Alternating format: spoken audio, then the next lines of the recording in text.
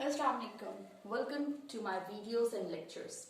Okay, so dear students, हमने last lecture में देखा कि व्हाट आर मैट्रिसेस और इनके क्या प्रैक्टिकल यूजेस हैं, और अब नेक्स्ट लेक्चर है हमारा टाइप्स ऑफ मैट्रिसेस पे। आपकी जो एक्सरसाइज 1.1 और 1.2 है वो इन्हीं दो लेक्चर्स पे बेस्ड है, और आपको ये टाइप्स आ गई तो आपकी एक्सरसाइज 1.2 आपके लिए बिल्कुल यूं चुटकियों में सॉल्व हो जाएगी। ओके, सो चलते हैं डायरेक्टली अपने मैट्रिसेस की टाइप पे, लेकिन उससे पहले जल्दी से रिकॉल कर लेते हैं कि व्हाट आर मैट्रिसेस। कोई भी अरेंजमेंट ऑफ एलिमेंट्स किसी भी तरह का, कोई भी, चाहे वो रोज में हो, कॉलम्स में हो, जितनी मर्जी लेंथी कॉलम्स और रोज हो, कोई भी अरेंजमेंट जो है वो अगर रेक्टेंगुलर एरे में हो, किसी भी तरह के कोई भी एलिमेंट्स हो जो कि रेक्टेंगुलर एरे में या रेक्टेंगुलर ब्रैकेट्स में एनक्लोज्ड हो, तो फुल फॉर्म मैट्रिक्स कहलाती है। यानी कि straight forwardly an arrangement of elements in a rectangular bracket is known as a matrix. Okay, अब जल्दी से आ जाते हैं टाइप्स ऑफ मैट्रिसेस पे। हमने देखा था कि आपके पास जो हॉरिजॉन्टल जो लाइन है वो रो कहलाती है, हॉरिजॉन्टल अरेंजमेंट, और जो वर्टिकल अरेंजमेंट है वो आपकी कॉलम होती है। अब यहाँ पर फर्स्ट टाइप ऑफ मैट्रिक्स हमारे पास है रो मैट्रिक्स। अब रो मैट्रिक्स के नाम से ही आपको पता लग रहा है कि कोई भी मैट्रिक्स जिसमें रो हो, पर कितनी रोज हो। कोई अब जिस तरह फॉर एग्जांपल अगर आपके पास मैट्रिक्स है 2 3 4, ठीक है, अब इसमें आप देख सकते हैं कि आपके पास एक रो है, ठीक है, कॉलम बेशक 3 है लेकिन रो एक है, तो ऐसा मैट्रिक्स जिसमें सिर्फ एक रो होगी वो आपका रो मैट्रिक्स होगा, ठीक है। उसके बाद नंबर 2 पे आ जाते हैं column matrix. So what is column matrix? कोई भी ऐसा मैट्रिक्स जिसमें सिर्फ एक कॉलम हो, उसमें चाहे जितनी मर्जी रोज हो, आप इसको चाहें तो इस तरह से भी हो, ये 2 एलिमेंट्स 2 भी बेस्ड हो सकते हैं, 2 रोज पे भी बेस्ड हो सकते हैं, लेकिन मैंने जस्ट एन एग्जांपल ली है कि 3 रोज पे बेस्ड है, लेकिन इसमें कॉलम कितना है? सिर्फ एक कॉलम है, तो ये होगा आपका कॉलम मैट्रिक्स। होप सो ये 2 टाइप्स क्लियर होंगी। मूव करते हैं थर्ड पे।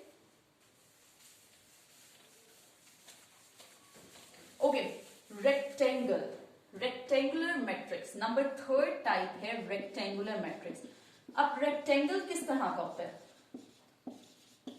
उसकी 2 साइड्स एक जैसी होती हैं और बाकी 2 साइड्स एक जैसी होती हैं, लेकिन हम कह सकते हैं कि उसकी चारों साइड्स एक जैसी नहीं होती, ठीक है। सो इससे आपको पता लगेगा कि उसकी 2 साइड्स बड़ी हैं और 2 साइड्स छोटी हैं, यानी कि उसकी जो 4 साइड्स हैं वो इक्वल नहीं होती। इसी तरह से अगर हम मैट्रिक्स की टर्म में देखें तो 2 3 1 8 6 7, अब आप देख सकते हैं कि इसमें कॉलम्स तो 3 हैं पर रोज कितनी हैं? 2 हैं। मैंने आपको बताया था कि हम कॉलम और रोज का ऑर्डर किस तरह से m इंटू n से डिनोट करते हैं। अगर आपने मेरी प्रीवियस वीडियो नहीं देखी या प्रीवियस लेक्चर आपसे मिस हो गया तो आप डिस्क्रिप्शन में लिंक से आप वहां पर क्लिक करके आप उस वीडियो को देख सकते हैं। m इंटू n, इसका m इंटू n क्या है? आपके पास कितनी रोज हैं? 2 रोज हैं, और कॉलम्स कितने हैं? 1 2 3, इसका ऑर्डर है 2 इंटू 3, यानी कि इसमें नंबर ऑफ रोज और नंबर ऑफ कॉलम्स इक्वल नहीं है। इसका मतलब है ये है रेक्टेंगुलर मैट्रिक्स। इसके बाद 4th टाइप पे चलते हैं स्क्वायर मैट्रिक्स।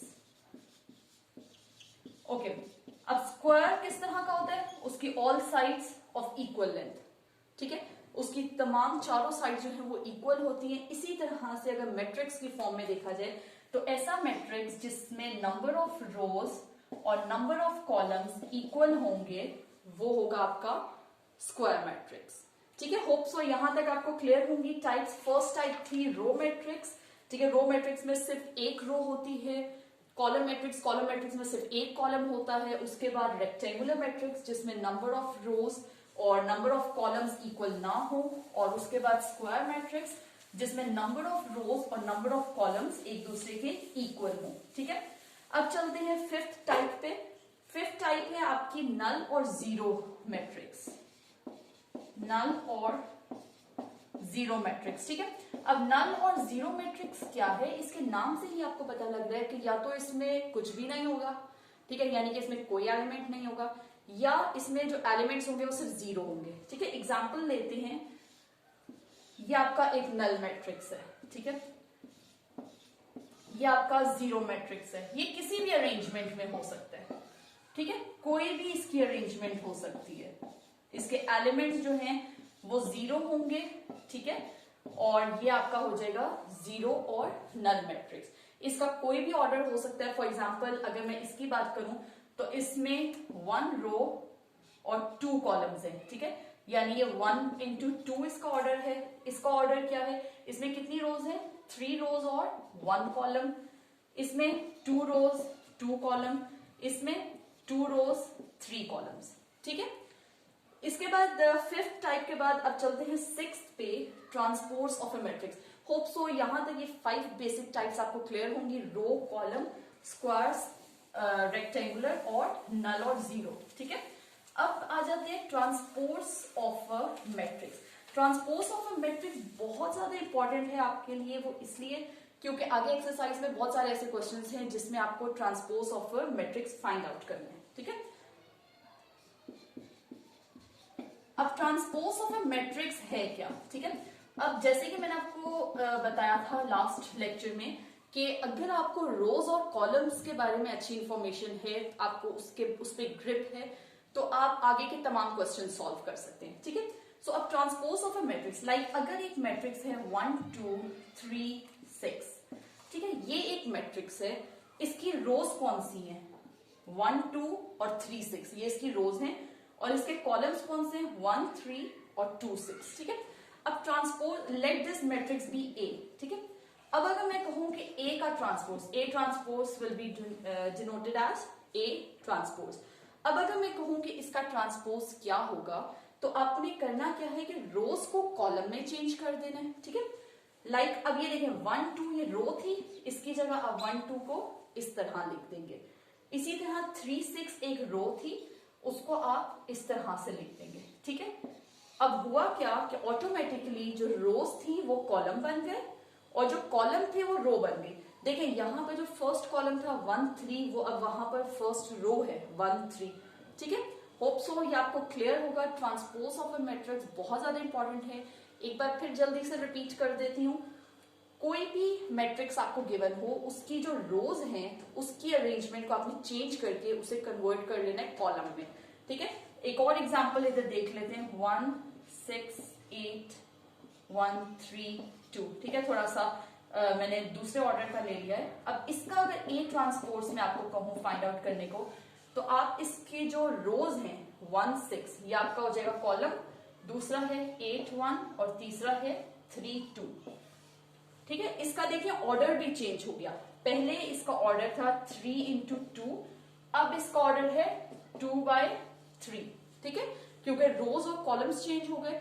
ये चूंकि एक इक्वल नंबर ऑफ रोज और इक्वल नंबर ऑफ कॉलम्स थे, यानी कि स्क्वायर मैट्रिक्स था, इस वजह से इसका ऑर्डर चेंज नहीं हुआ था। लेकिन यहाँ पर जहां पर आपके पास नंबर ऑफ रोज और नंबर ऑफ कॉलम्स इक्वल नहीं थे, यानी कि रेक्टेंगुलर मैट्रिक्स था, वहां पर जब उसका ट्रांसपोज लिया तो उसका ऑर्डर भी चेंज हो गया। ठीक है, अब इसके बाद चलते हैं सेवेंथ टाइप पे, नेगेटिव ऑफ अ मैट्रिक्स। ठीक है, नेगेटिव ऑफ अ मैट्रिक्स क्या होता है। अब अगर फॉर एग्जांपल आपको कोई भी मैट्रिक्स गिवन है, ठीक है, negative of a matrix,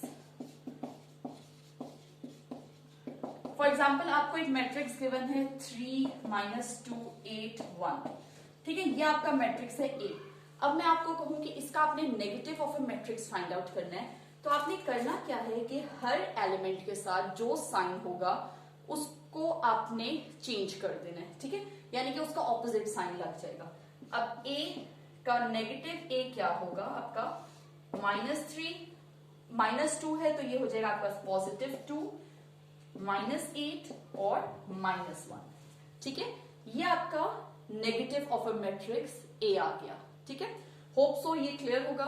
okay, इसके बाद नेक्स्ट टाइप्स की तरफ जाने से पहले एक छोटी सी बात मैं आपको बताना चाहूंगी कि इक्वल मैट्रिसेस क्या होते हैं। ठीक है, इक्वल मैट्रिसेस, अगर कोई भी दो मैट्रिसेस उनके एलिमेंट्स एक जैसे हों, ठीक है, एक जैसे का मतलब है कि अब जरूरी नहीं है कि वो देखने में भी एक जैसा। अब लाइक अब फॉर एग्जाम्पल एक मैट्रिक्स ये है और दूसरा मैट्रिक्स है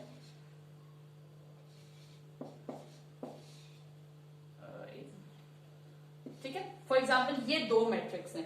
अब अगर इसको आप सॉल्व करो तो 2 3 माइनस 1 विल बी 2 और इसी तरह से यहाँ पर 2 और 8 माइनस 6 विल बी 2। ये देखने में एक जैसे मैट्रिसेस बिल्कुल भी नहीं थे, बिल्कुल अलग लग रहे थे, लेकिन जब हमने इन्हें सॉल्व किया तो ये एक जैसे मैट्रिक्सेस हैं। ऐसे मैट्रिक्सेस क्या कहलाएंगे आपके? Equal matrices. ठीक है, ओके। अब चलते हैं इसकी नेक्स्ट टाइप्स की तरफ। होप सो आपको row matrix, column matrix, rectangular matrix, square matrix, equal matrix, negative matrix and transpose of a matrix clear होंगे। मैं इसलिए रिपीट कर रही हूँ ताकि आपके माइंड में भी रिकॉल होते जाएं। एक बार आपको पता है कि कभी भी एग्जाम्स में ऐसा नोट नहीं आता कि right the note on types of matrices या डेफिनेशंस लिखने के कभी नहीं आते। सिर्फ आपके माइंड में क्लियर होने चाहिए कि कौन से मैट्रिक्स कैसे होते हैं। ठीक है, अब आ जाते हैं हम सिमेट्रिक मैट्रिक्स की तरफ। ये जो मैट्रिसेस हैं ये आपके लिए बहुत इंपॉर्टेंट है जानना। ठीक है, इसमें हम यूज करते हैं ट्रांसपोज को। लाइक अगर आपका एक मैट्रिक्स है ए, ठीक है, आपका कोई भी मैट्रिक्स है, ठीक है, कोई भी मैट्रिक्स है, अगर वो मैट्रिक्स अपने ट्रांसपोज के इक्वल होता है, ठीक है, तो वो सिमेट्रिक मैट्रिक्स होगा, वरना नहीं होगा। अब ये मैट्रिक्स जो है ये मुझे देखने में ही पता है कि ये अपने ए ट्रांसपोज से बिल्कुल डिफरेंट होगा। इसको रोज इनटू कॉलम करें, मतलब चेंज करें इसका ऑर्डर, ये और ये मैट्रिक्स सेम नहीं है। इसका मतलब ये कि ये ए मैट्रिक्स सिमेट्रिक मैट्रिक्स नहीं है। ठीक है, अब एक और एग्जांपल ले लेते हैं। 1 2 3, ठीक है, अब ये एक आपके पास मैट्रिक्स है। अब अगर मैं इसका ट्रांसपोज लूं, ट्रांसपोज का अगेन रिपीट कर लेते हैं कि आपने कॉलम्स को रोज में और रोज को कॉलम्स में चेंज करना है। कोई भी एक काम करेंगे आप तो ऑटोमेटिकली दूसरा हो जाता है। ठीक है, लाइक अब मैं रोज को करूंगी 1 2 3 1 2 3, नेक्स्ट रो है 2 -1 4 और थर्ड रो है 3 4 0। ठीक है, ये आपका हो गया ए ट्रांसपोज। अब आप देखें क्या ये दोनों मैट्रिसेस सेम हैं? यस, ये दोनों मैट्रिसेस सेम हैं। इसका मतलब क्या है कि इस मैट्रिसेस में A is equal to A transpose, जिसका मतलब ये है कि ये आपका सिमेट्रिक मैट्रिक्स है। ठीक है, इसी के साथ साथ सिमेट्रिक मैट्रिक्स के बाद हम आ जाते हैं स्क्यू सिमेट्रिक मैट्रिक्स पे। स्क्यू सिमेट्रिक मैट्रिक्स में भी आपने ट्रांसपोज ही लेकर पहले चेक करना होता है, लेकिन डिफरेंस कहां आ जाता है? साइन में। स्क्यू सिमेट्रिक, ठीक है। अब स्क्यू सिमेट्रिक मैट्रिक्स आपका कौन सा होगा? लाइक फॉर एग्जांपल आपके पास एक मैट्रिक्स है 0 -2 -3 2 0 -1 3 1 0। ठीक है, अगर मैं आपको कहूं कि इस मैट्रिक्स का आप ट्रांसपोज लें तो इसका ट्रांसपोज क्या होगा? 0 2 3। ये हमेशा एरो आप डाल लिया करें ताकि उससे आपको पता रहेगा कि आपने किस डायरेक्शन में इसको चेंज करना है। ठीक है, उसके बाद -2 0 1 और फिर -3 -1 0। अब अगर आप इस मैट्रिक्स को देखें और इस मैट्रिक्स को देखें तो इनके एलिमेंट्स तो बिल्कुल सेम है, पर डिफरेंस कहां है? इनके साइंस में। अगर उसमें से मैं माइनस साइन को कॉमन ले लूं बाहर, तो फिर देखें क्या आपके पास बचता है। क्या ये मैट्रिक्स और ये मैट्रिक्स सेम नहीं? इसका मतलब ये कि हम इसे लिख सकते हैं -a। ठीक है, सो अब आपके पास ये ट्रांसपोज था ना, A ट्रांसपोज, यानी कि अगर आपके पास एक मैट्रिक्स A इक्वल हो जाए नेगेटिव ऑफ A ट्रांसपोज, तो वो आपके पास हो जाएगा स्क्यू सिमेट्रिक मैट्रिक्स। ठीक है, होप सो क्लियर होगा। अगेन जल्दी से रिपीट कर लेते हैं कि सिमेट्रिक मैट्रिक्स कौन सा होगा? जिसमें मैट्रिक्स A जो है वो अपने ट्रांसपोज के बिल्कुल इक्वल हो जाएगा। और स्क्यू सिमेट्रिक मैट्रिक्स कौन सा है? जिसमें मैट्रिक्स ए जो है वो अपने ट्रांसपोर्स के इक्वल होगा पर नेगेटिवली, यानी नेगेटिव साइन के साथ, ठीक है, यानी साइंस चेंज होंगे उसके एलिमेंट्स के। उसके बाद चलते हैं डायगोनल मैट्रिक्स पे। डायगोनल मैट्रिक्स 2-3 मैट्रिक्स से लिंक्ड है, ठीक है। अब आपके पास कोई भी एक मैट्रिक्स है जिसमें जो उसके सिर्फ डायगोनल पे जो एलिमेंट्स हैं वो नॉन जीरो हैं, बाकी सारे जीरो हैं, ठीक है। ये डायगोनल है ना, ठीक है, ये वाले एलिमेंट्स नॉन जीरो हैं, बाकी सारे जीरो हैं। इसका कोई भी अरेंजमेंट हो सकता है आपके पास, ठीक है। तो ये ऐसे जो आपके पास मैट्रिसेस होंगे वो आपके कहलाएंगे डायगोनल मैट्रिक्स, ठीक है। इसमें बाकी सारे तो जीरो हैं, पर सिर्फ एक लाइन में या एक डायगोनल में आपके पास जो हैं एलिमेंट्स नॉन जीरो हैं, ठीक है। ओके, अब इसी से रिलेटेड है आपका स्केलर मैट्रिक्स। अगर ये जो एलिमेंट्स नॉन जीरो एलिमेंट्स हैं जो एक डायगोनल में हैं, अगर ये एक जैसे हों, ठीक है, यानी जो नॉन जीरो एलिमेंट्स हैं वो एक जैसे आपके पास आ जाएं, तो वो आपका बन जाता है स्केलर मैट्रिक्स, ठीक। इसी से लिंक्ड है आपका आइडेंटिटी मैट्रिक्स। ये तीनों मैट्रिसेस की फॉर्म एक जैसी हैं, और आइडेंटिटी मैट्रिक्स क्या होगा, अगर यही मैट्रिक्स, यही डायगोनल मैट्रिक्स में जो नॉन जीरो टर्म है वो आपके पास 1 आ जाए, ठीक है, तो वो आपका हो जाएगा आइडेंटिटी मैट्रिक्स। इन तीनों को जल्दी से रिपीट कर लेते हैं। डायगोनल मैट्रिक्स क्या होगा कि आपका एक रो में, एक डायगोनल में आपके नॉन जीरो एलिमेंट्स हो, बाकी तमाम जीरो हो, तो वो आपका डायगोनल मैट्रिक्स हो जाएगा। अगर यही नॉन जीरो एलिमेंट्स जो हैं वो आपके कोई कॉमन नंबर आ जाए, जिसमें 2, 3, 4, 8, 7 एनी नंबर, तो वो आपके स्केलर मैट्रिक्स हो जाएगा। और अगर वही डायगोनल में जो नॉन जीरो एलिमेंट है वो आपका 1, 1, 1 आ जाए, तो वो आपका हो जाएगा आइडेंटिटी मैट्रिक्स। होप सो आपको ये टाइप्स ऑफ मैट्रिसेस क्लियर होंगे और इसमें किसी किस्म की कोई कंफ्यूजन नहीं होगी। इसी के साथ लेक्चर को एंड करते हैं। इंशाल्लाह नेक्स्ट लेक्चर में मिलते हैं with exercise 1.1 and 1.2. Thank you for watching my video. Stay tuned. Allah Hafiz.